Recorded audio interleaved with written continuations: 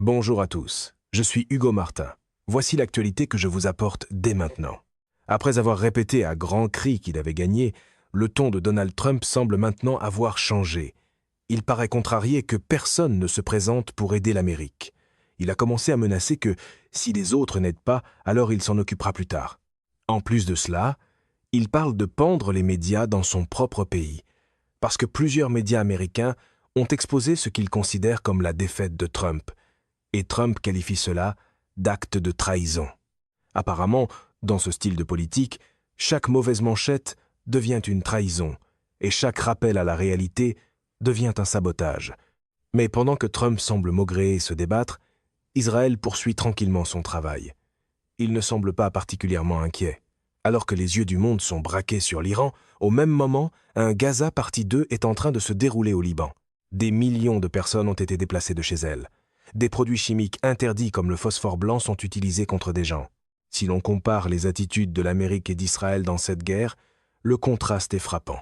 L'Amérique est entrée dans cette guerre à la demande d'Israël, par cupidité pour le pétrole et pour établir sa domination. Mais l'objectif final d'Israël n'est ni le pétrole, ni l'occupation de l'Iran, ni la promotion de la domination américaine. Il joue un autre jeu, et il joue ce jeu très bien. Washington apporte la puissance militaire, et le camp Trump apporte le théâtre bien connu du bluff déguisé en stratégie. Pour Israël, il s'agit d'une guerre religieuse entre juifs et musulmans. Et au centre de cette guerre se trouve Jérusalem, considéré comme l'un des lieux les plus sacrés du monde. Plusieurs politiciens américains se rangent du côté d'Israël dans cette guerre religieuse. L'un des exemples est Lindsey Graham, proche de Trump, qui semble travailler pour Israël. Pour lui, la victoire d'Israël paraît plus importante que son propre pays. Cette position était visible avant même le début de la guerre. Il existe aussi des allégations selon lesquelles Graham a joué un rôle important pour entraîner Trump dans cette guerre, et qu'il aurait même reçu une formation en Israël pour cela.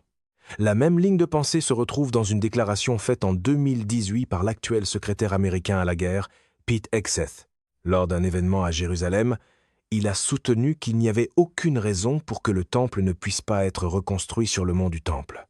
Quand la politique étrangère commence à ressembler à un sermon entouré d'un dispositif de sécurité, tous les voyants d'alerte sont déjà allumés. Cette déclaration renvoie au troisième temple juif, une prophétie biblique qui a une très grande importance pour beaucoup de juifs. Mais là où se trouvaient autrefois les premiers et deuxièmes temples les plus sacrés des juifs, se dresse aujourd'hui la mosquée Al-Aqsa, considérée comme le troisième lieu le plus sacré de l'islam. Et il ne s'agit pas seulement de construire un temple.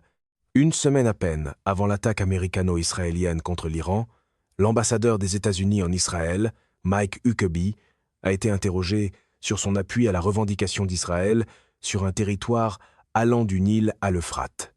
Sa réponse a été que, selon la Bible, cette terre avait été donnée à Israël. Cette déclaration pointe directement vers le grand Israël. Une fois qu'une ancienne prophétie est reconditionnée en géopolitique contemporaine, la retenue se fait généralement montrer la porte. Mais le grand Israël n'est pas seulement une fantaisie sioniste. Ce n'est pas seulement une intention. C'est présenté comme un projet actif sur lequel Netanyahou travaille depuis des années. L'attaque contre l'Iran, la brutalité à Gaza, l'occupation en cours du Liban et la terreur qui règne en Cisjordanie sont tous présentés comme des exemples vivants de ce projet. Donc, pour comprendre pleinement la guerre contre l'Iran, il faut aussi comprendre les motivations d'Israël. Il faut comprendre le jeu à long terme. Qu'est-ce que ce grand Israël au fond? Est-ce vraiment mentionné dans la Bible? Qu'est-ce que cette prophétie du troisième temple? Pourquoi la mosquée Al-Aqsa de Jérusalem pourrait-elle maintenant devenir le centre du conflit entre juifs et musulmans? Est-ce que cela devient réellement une guerre religieuse? Et comment Israël a-t-il travaillé discrètement sur ce projet? Le concept du Grand Israël a d'abord été exploré par Theodor Herzl, aussi connu comme le père du sionisme politique. La version expansionniste la plus substantielle de cette idée se trouve dans un verset du livre de la Genèse, dans la Bible. Selon ce verset, Dieu a conclu un accord avec Abraham, dans lequel il est dit que ses descendants recevraient une terre allant du Nil à l'Euphrate. Du Nil à l'Euphrate, cette zone couvre aujourd'hui des endroits comme les descendants d'Abraham comprennent le peuple juif, parce que les tribus d'Israël sont considérées comme des descendants d'Isaac, fils d'Abraham. Mais selon cela, les descendants du deuxième fils d'Abraham, Ismaël, sont aussi inclus. C'est à dire les Arabes, parce qu'Ismaël est considéré comme l'ancêtre des Arabes. Mais la plupart des Juifs considèrent que cela leur revient de droit. Cette idée est aussi mentionnée dans d'autres versets de la Bible, mais l'étendue territoriale y est moins claire. Pour ceux qui y croient, le Grand Israël n'est pas seulement un projet politique ou expansionniste. Pour eux, c'est un mandat divin, une tentative de reprendre une terre qu'ils croient avoir été la leur. L'expansion est souvent d'abord présentée comme un destin, pour que la conquête puisse ensuite arriver avec des airs presque cérémoniels. Après l'arrivée au pouvoir du gouvernement israélien actuel en 2022, les mentions du Grand Israël sont devenues plus fréquentes. Mais la déclaration la plus choquante est venue de Netanyahou. Lors d'une entrevue en août 2025, Netanyahou a accepté une amulette de la terre promise de l'ancien député de droite Sharon Gall. Une coalition de 30 et un pays arabe et musulman a vivement condamné ces déclarations faites par le Premier ministre israélien et les a décrites comme une menace directe pour la sécurité nationale arabe, pour la souveraineté de ces pays, ainsi que pour la paix régionale et mondiale. Mais Israël n'était pas du genre à s'arrêter. En 2024, une vidéo du ministre israélien des Finances a également circulé, dans laquelle il parlait d'élargir les frontières israéliennes pour que la capitale syrienne, Damas, puisse aussi y être incluse. Sa logique était qu'il était écrit que l'avenir de Jérusalem devait s'étendre jusqu'à Damas. Il disait qu'Israël ne se contenterait pas progressivement de s'emparer de tous les territoires palestiniens, mais pourrait aussi s'étendre à certaines parties de la Jordanie, du Liban, de l'Égypte, de la Syrie, de l'Irak et de l'Arabie saoudite. Smotrich avait déjà proposé l'idée du Grand Israël lors d'une cérémonie commémorative à Paris en 2023. Il parlait alors devant une carte sur laquelle la Jordanie était aussi incluse dans le territoire d'Israël. La question devient donc de savoir combien de terres Israël a déjà occupées jusqu'à maintenant pour réaliser le rêve du Grand Israël, et quelle part relève de l'imaginaire, et quelle part relève des faits. L'Israël d'aujourd'hui vient du mandat britannique sur la Palestine en 1948. Ce mandat a été créé après la Première Guerre mondiale et l'occupation de la Palestine par le Royaume-Uni. C'est ce mandat qui a déterminé les frontières géographiques d'Israël. La guerre israélo-arabe de 1948 a eu lieu après la fin du mandat. À cette occasion, Israël a occupé presque toute la Palestine mandataire. Toute la région est passée sous son contrôle, à l'exception de la Cisjordanie et de la bande de Gaza. Mais Israël a rapidement commencé à étendre davantage son territoire. En 1967, Israël a vaincu les forces arabes, et Israël a aussi occupé la Cisjordanie, Gaza, ainsi que la péninsule du Sinaï en Égypte et le plateau du Golan en Syrie. Depuis ce temps, Israël a ignoré le droit international. Il a maintenu son contrôle sur les terres palestiniennes et syriennes, sauf sur la péninsule du Sinaï, qu'il a rendue à l'Égypte en 1982. Et au cours des dernières années, en faisant fi de la souveraineté des pays voisins, il a occupé des terres en Syrie et au Liban. Lors d'une conférence de presse le 12 mars, Netanyahou a invoqué la religion pour justifier ses attaques. L'agenda d'Israël n'est pas caché. Il est clairement visible pour ceux qui veulent le voir. Partout où une occasion se présente, davantage de terres sont prises pour réaliser le rêve du Grand Israël. Dans ce type de discours, chaque avancée est présentée comme de la sécurité, chaque escalade comme une nécessité, et chaque question comme une marque de déloyauté. Et dans ce projet de Grand Israël, il n'y avait qu'un seul pays qui avait la force et le courage de se dresser contre Israël et de l'arrêter. Israël savait qu'il ne pouvait pas affronter l'Iran seul. Il s'est donc mis à chercher un président américain pour cet objectif, et cela depuis de nombreuses années. La même chose a été tentée avec plusieurs présidents, en se disant qu'en influençant un président, l'Iran pourrait être attaqué. Finalement, dans ce récit, Israël a trouvé un idiot utile en Donald Trump. Et Trump a fait le travail d'Israël. L'argument de vente parle toujours de grandeur nationale. La facture, elle, finit étrangement par être envoyée à tout le monde. Aujourd'hui, après avoir été humilié par l'Iran, Donald Trump est présenté comme se demandant pourquoi il s'est impliqué dans cette guerre avec l'Iran et ce qu'il en retire exactement. Maintenant, même les Américains peuvent clairement voir, dans cet argument, que leur pays est dirigé par Israël. Leur président est vu comme une marionnette d'Israël. Le bien, être d'Israël passe avant le leur. Mais la planification d'Israël ne se limite pas seulement à l'occupation de territoires. Le plan est plus vaste. C'est là l'astuce de cette politique. La dépendance est vendue comme une force. et l'obéissance est emballée comme du leadership. Même si le rêve du grand Israël reste inachevé, il existe un objectif encore plus ambitieux à Jérusalem, connu comme l'endroit le plus sacré de la terre. La pierre de fondation se trouve à Jérusalem. C'est la pierre que les Juifs croient être l'endroit où le monde a commencé. Les Juifs appellent cet endroit le mont du Temple, là où selon eux se trouvait autrefois un temple qui a été détruit 2 fois dans l'histoire.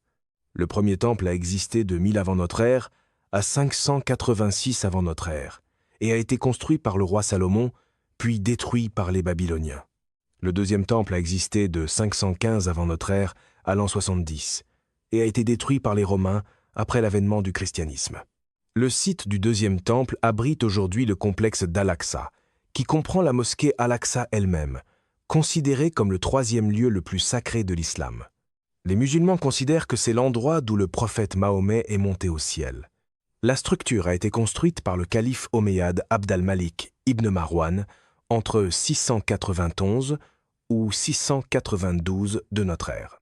Aujourd'hui, seule une partie du deuxième temple subsiste, connue sous le nom de mur occidental ou mur des lamentations, dans la mosquée Al-Aqsa. C'est le même endroit où l'on voit souvent des politiciens israéliens et américains aller se recueillir.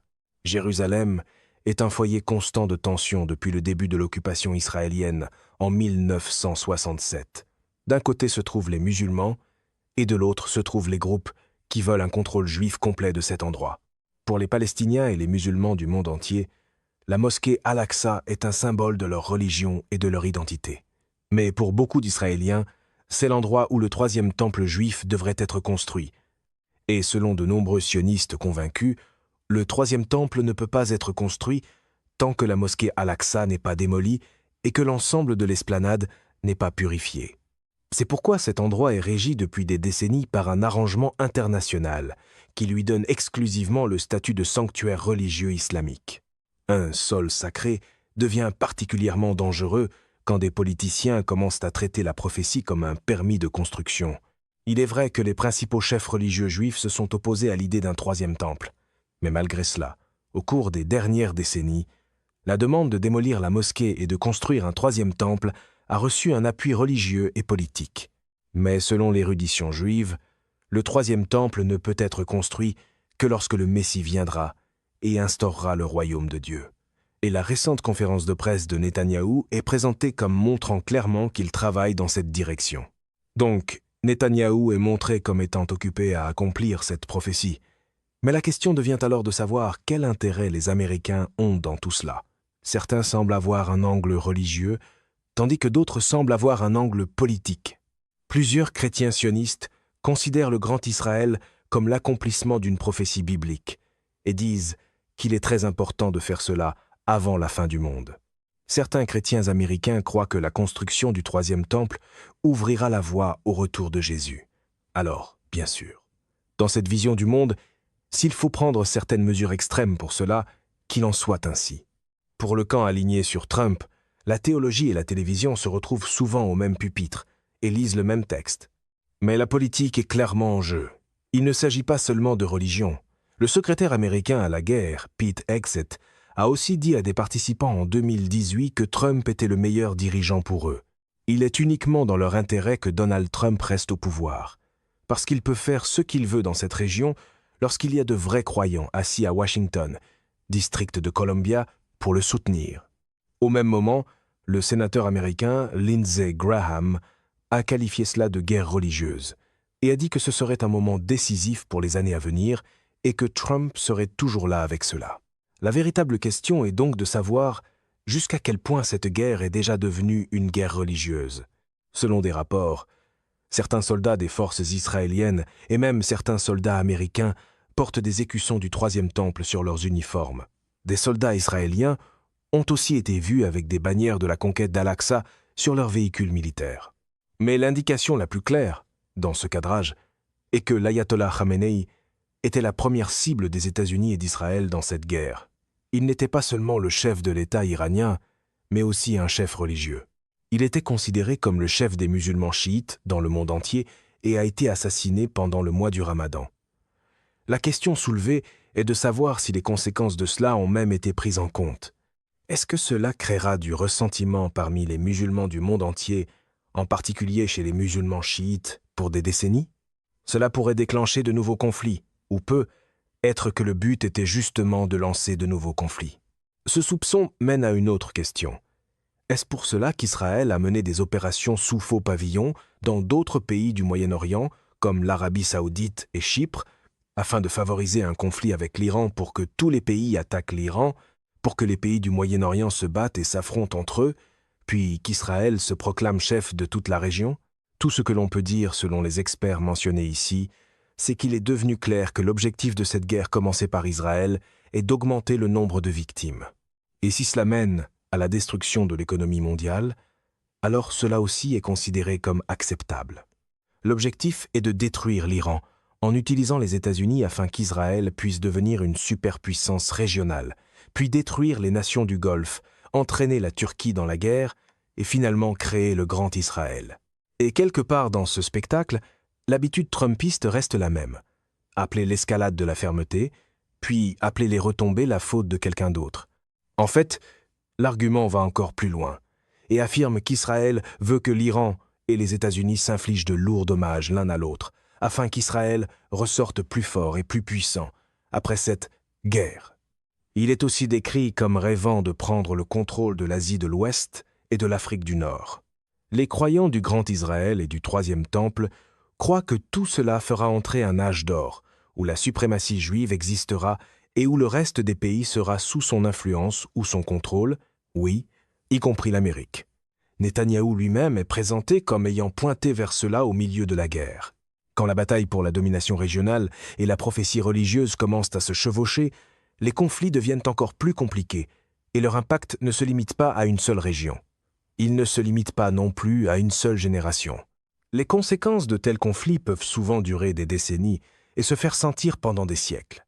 Jérusalem et Al-Aqsa ne sont pas seulement des morceaux de terre, ce sont des symboles et des centres de foi, d'identité et d'histoire. Si ce conflit devient vraiment une guerre religieuse, son issue ne déterminera pas seulement l'avenir du Moyen-Orient. Au contraire, elle pourrait changer l'orientation de la politique mondiale et de la stabilité mondiale dans les temps à venir. Est-ce que cela peut être arrêté? Est-ce que cette tragédie imminente peut être complètement stoppée? C'est possible, mais difficile.